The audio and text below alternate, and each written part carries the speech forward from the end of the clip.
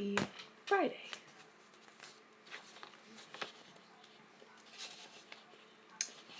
It is Friday, April 3rd. Hey Vince, hey Abby, hey Gabe. It's April 3rd. Okay, I got this. Hi Hadley. Shay, what's up? Ash is here. Hello. And we are reading the last chapter of Seedfolks today. Pretty crazy.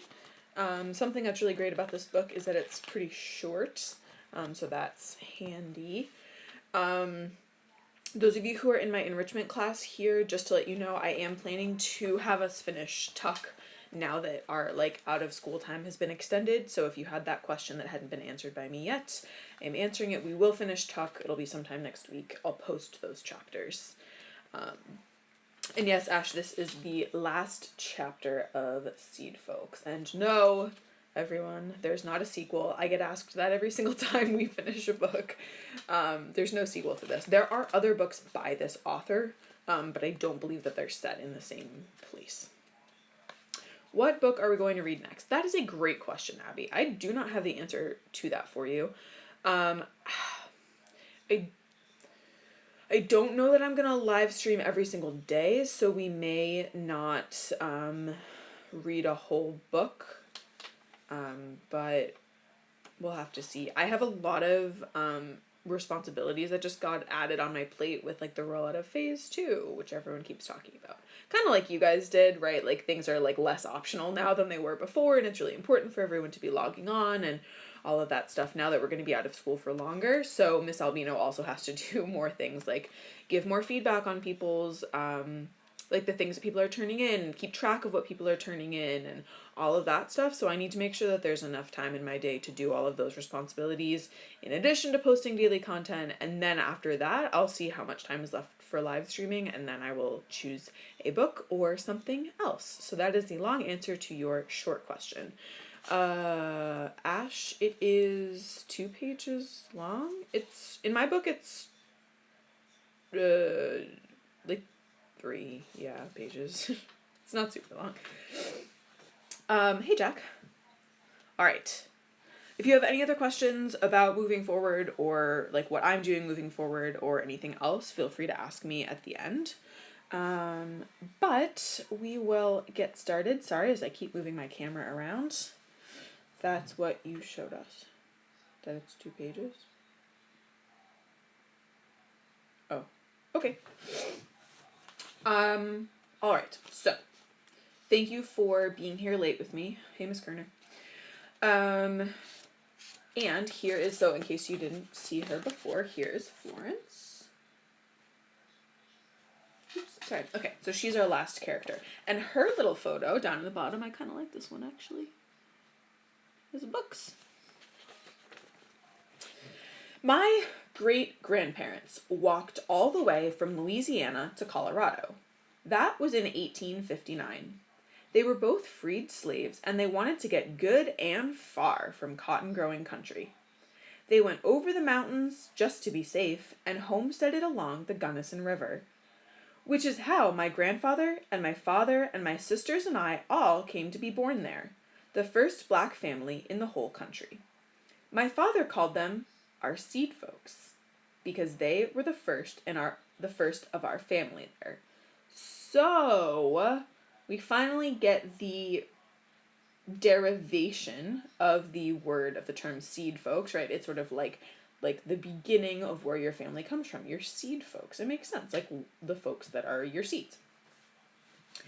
I think of them when I see any of the people who started the garden on Gibb Street. They are seed folks too. I'm talking about that first year, before there were spigots and hoses and the tool shed and new soil. So Florence saying that first year suggests that since then there have been more years, right? I would have been in on the garden for sure if it weren't for this arthritis in my hands. Growing up out in the country, I still miss country things. My husband's from here. He doesn't know about the smell of a hayfield and eating beans off the vine instead of from the store. I had to settle for being a watcher. I wasn't the only one. I'd see others on the fire escapes or standing on the sidewalk like me. One day I looked up and saw a head in a window moving forward and back. It was an old man who had pulled up his rocking chair. He was watching the gardeners like TV. Hey, Miss Drew. My grandmother's sampler, from when she was a girl, said, "Be not solitary, be not idle." That was easy all those years in the library. Being retired, it's harder. So I try to take a walk every day, which is how I found the garden to begin with. I had always stopped there to see what was new. I was just a watcher, but I was proud of the garden, as if it were mine. Proud and protective. I remember how mad I got when I saw a man reach through someone's fence by the sidewalk and try to grab a tomato. I said, "How dare you?" He pulled back his hand and said he'd heard it was a community garden. But a community garden doesn't mean you can just take whatever you want, right? It means you can grow in there if you want. It's sad every fall seeing it turn brown. Fewer and fewer people there. That very first year was the hardest. It had been such a wonderful change to see people making something for themselves instead of waiting for a welfare check. To see a part of the neighborhood looking better every day and to see those good smells of growing plants. The green drained away. Then the frost hit. You'd pass and hear those dry corn stalks shaking in the wind as if they were shivering. The pumpkins were about the only color left, and then the boys sold them all. Remember who plants the pumpkins? I don't actually remember his name, or if we know his name, but you can tell me whose chapter he's in. Who convinces somebody to plant pumpkins instead of weed? I'm looking to see if we ever get his actual name. We never get his name. Tell me what chapter he was in, though. Okay. Some people cut up their old plants with clippers and dug them back into the soil. A few covered the ground with leaves. But once that job was done, it was done. By November, the cats were the only ones there. That winter was a cold one. Cold as Colorado. You'd walk by the garden, covered with snow, just the fence tops sticking out, and you'd try to remember it back in July. Someone stuck a Christmas tree there in December. It stayed up until March. It's hard to tell one month from another that time of year. It's all just winter. Because of the weather, I missed lots of walks. When I did get out, I couldn't go past the garden without slowing down to look, even though there was nothing growing. Sometimes there'd be one of the gardeners there, just looking too. You can't see Canada across Lake Erie, but you know it's there. It's the same with spring. You have to have faith, especially in Cleveland. Snow in April always breaks your heart. I think we had 2 April snows that year. Waiting for the snow to melt was like waiting for a glacier to move. Finally, it was gone for good. Because once the snow is gone, then you can start digging outside. The ground was back like last year's leaves, like a bookmark showing where you'd left off. It was a joy to get out again. Just to walk without wearing a heavy coat and boots felt like flying. But the garden was still empty. I was disappointed. I suppose it was still too early to plant. I began to wonder if anyone would come. Maybe no one was interested. Or maybe the city had shut it down or sold the lot. I was worried. Then one day I passed it, and someone was digging. It was a little Oriental girl with a trowel and a plastic bag of lima beans. I didn't recognize her. It didn't matter. I felt as happy inside as if I'd just seen the first swallow of spring. Then I looked up. There was the man in the rocker. We waved and waved to each other. And that's it. The end of the book. Normally at this point I would solicit applause from the class, right? Because that's the appropriate way to greet the end of a book is applause. Yes, Hadley, that is Kim at the end of the book. Just a side note, we don't usually use the word Oriental anymore for a lot of reasons. We would say Asian. He says Oriental. Is that applause, Ash? Thank you. Okay, so we have a complete cycle here, right? The garden starts in April with Kim, and then it goes through a whole season, and we have Amir telling us about their little harvest festival that they accidentally have. Thank you for the applause, friends.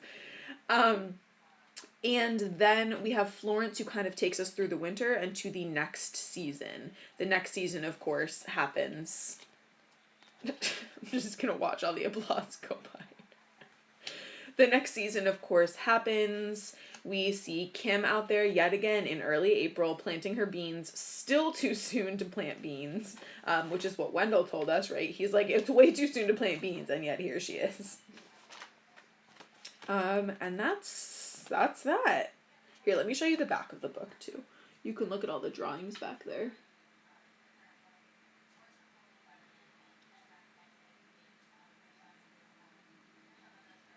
Okay, I just wanted you to see that because sometimes it's nice to see like the fronts and backs of the books. And that's it for Seedfolks, my friends. Yes, it was Sam's chapter where we met that friend who planted the pumpkins. This book would be a good show. Oh, interesting, like a good series. That's a really good point. Hadley asks, is this chapter supposed to take place years later? No, I think it takes... oh, yeah, I guess. Right? Because she said that first year. So she's... I think Florence is kind of reflecting back on the first year. So I think her chapter maybe is a little bit of a frame narrative there. She starts out, she tells us about her Seedfolks, and then she said that first year, and so she kind of goes back, and then she goes forward, ending with Kim. Ooh, so many questions happening here. Is Kim ever going to learn her lesson planting lima beans too early? Not if people keep rescuing them for her. But maybe eventually she'll grow up and actually like study gardening. I don't know. I do not know. Any other questions or comments about Seedfolks in general, about anything that I didn't cover in the book? I did 100% lie to you at the beginning of the book, though, which is wild, right? I said that we never see, for the most part, we don't see the other characters in the other chapters, but that's not at all true. We saw Leona in Maricella's chapter. Who else did we see? Tio Juan. I don't know. Anyway, I have to stop saying that when I teach people this book. I wish we heard more about the other people. Hadley, do you mean, like, once we hear from Curtis, we don't hear from him again? Like, those other people? Or do you mean, like, the other people in the garden that we hear about? Like, oh, the Puerto Rican people in the back, or, oh, the Cuban people in the front. Which one do you mean? Jack. So this book is about how the farm brings people together. Jack, that is exactly what the book is about. So a theme of this book, then, would be that gardens can bring people together, or communities can bring people together, or communities can help people grow and heal, right? Because all of these characters talk about how the book has helped them get better, or heal from something, or have a thought that they never had before, or feel like they're a part of something. That's awesome, Jack. Vince says the pumpkin kid should have a chapter. I hear that. Hadley, like the extra people and just everybody in general. Yeah, well, maybe you could write some chapters about the other people that we don't hear about, or the people that we never hear about again. I bet you could do that. Maybe even better than Paul Fleischman. That would be cool. Everyone picks a weird character that we don't hear much about and writes another chapter about them. Like what would Miss Fleck's chapter be like? I feel like she would plant, like, what would Miss Fleck plant? You know, that teacher who's like part of the garden and she's just always yelling at people? What would she plant? She would plant something terrible. She would plant, like... I'm an adult now, so I like vegetables, so I can't think about a vegetable that would be terrible. Carrots. Abby, I am no writer. I do not want to write a sequel. Sour beans. Yes, exactly. Yeah, she would plant sour beans. Asparagus. Yes, she would totally plant asparagus. I completely agree. Or like, I don't know what's a terrible vegetable. She definitely would not plant flowers. You know what? She would plant like turnips. Nobody likes turnips. I like turnips. But turnips they're just generally bad. Asparagus is good. Asparagus is good. And then we devolved into chatting about vegetables. Alright, I will not make you this assignment, but I think it would be fun for you to write a short chapter about a minor character that we never hear from. Just throw it to me on Classroom, on Drive. That would be super fun. I'm not going to write one because I'm exhausted from this week. But that would be super cool. Hadley, I like all your emojis. There should be a chapter of a kid that plants jelly beans. Jelly beans. Which obviously are a plant, right, Vince? Shay says she would plant Brussels sprouts. That's exactly correct. You're right. She would plant Brussels sprouts and asparagus and, like, cabbage. That's her garden. And she just, like, goes home and, like, cooks it all up. It's just, like...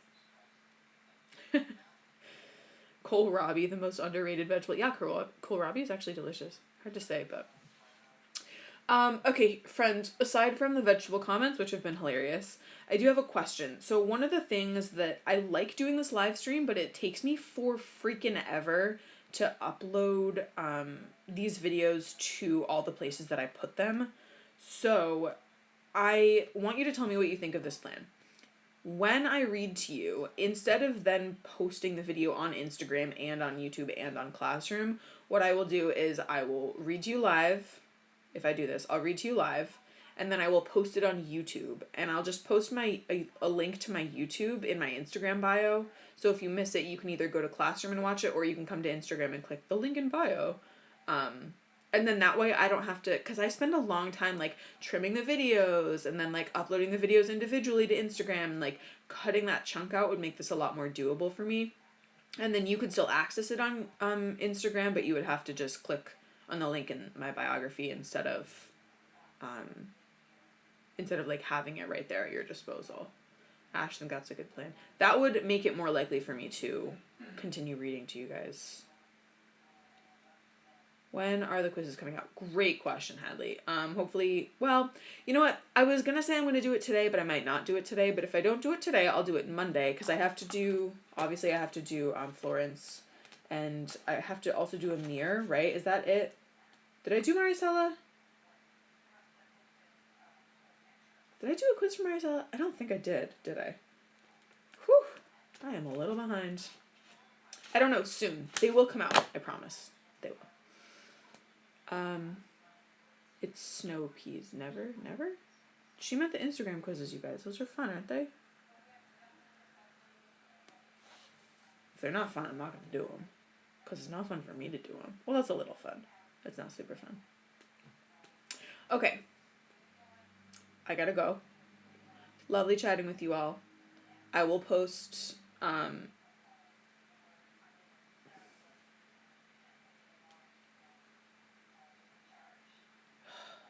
be back at 9:30 on Monday, probably. And if I'm not, then I will post something telling you what my new schedule is. All right? All right. Okay. Lovely to see you. Gotta run before I am over too much time not graded.